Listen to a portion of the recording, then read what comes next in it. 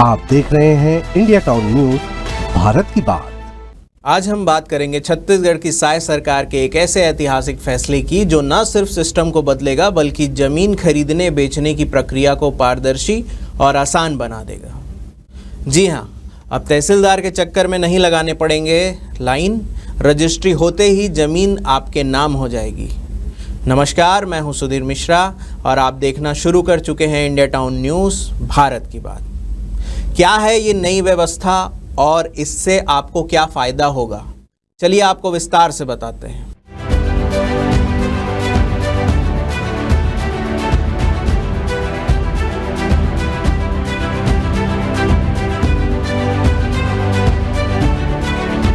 चलिए बताते हैं क्या है नई व्यवस्था।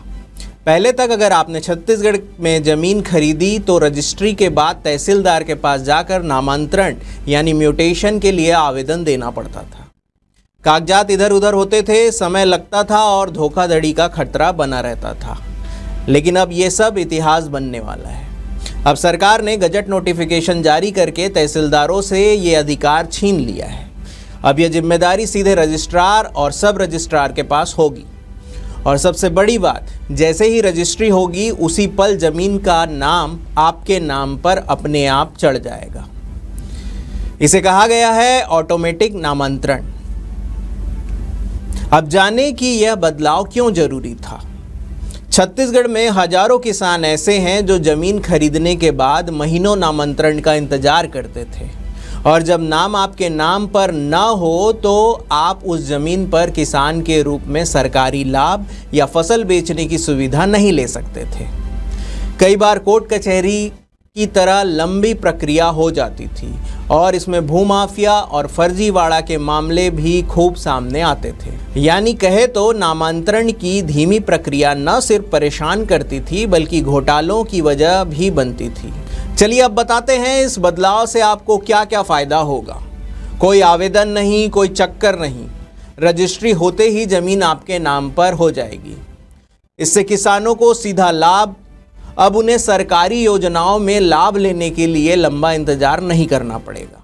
भूमाफिया और फर्जी नामांतरण पर लगाम लगेगी क्योंकि सब कुछ डिजिटल और ट्रांसपेरेंट होगा। कोर्ट और विवादों से छुटकारा, नाम को लेकर अब झगड़े कम होंगे। इस प्रक्रिया में समय और पैसे की बचत होगी। यह बदलाव छत्तीसगढ़ भू राजस्व संहिता 1959 की धारा 24 और 110 के तहत किया गया है, यानी कानूनी रूप से पूरी तरह सशक्त और वैध है। अगले सेगमेंट में हम बात करते हैं इसमें सरकार की मंशा क्या है। विष्णुदेव साय के नेतृत्व वाली छत्तीसगढ़ सरकार लगातार सिस्टम को सरल और जनता के लिए सुगम बनाने की दिशा में काम कर रही है। इस बदलाव से यह साफ है कि सरकार का फोकस सिर्फ जमीन के कारोबार को तेज करना नहीं बल्कि ईमानदारी और पारदर्शिता को बढ़ावा देना भी है। इस फैसले का क्या निष्कर्ष निकलेगा? अगर आप छत्तीसगढ़ में ज़मीन खरीदने जा रहे हैं तो आपको अब तहसीलदार के ऑफिस की नहीं बस रजिस्ट्री ऑफिस की कुर्सी तक जाना है, क्योंकि वहीं से सब कुछ अपने आप हो जाएगा। छत्तीसगढ़ की जनता के लिए ये है नामांतरण की आज़ादी, एक ऐसा बदलाव जो ज़मीन से जुड़ी आपकी हर चिंता को हल कर देगा।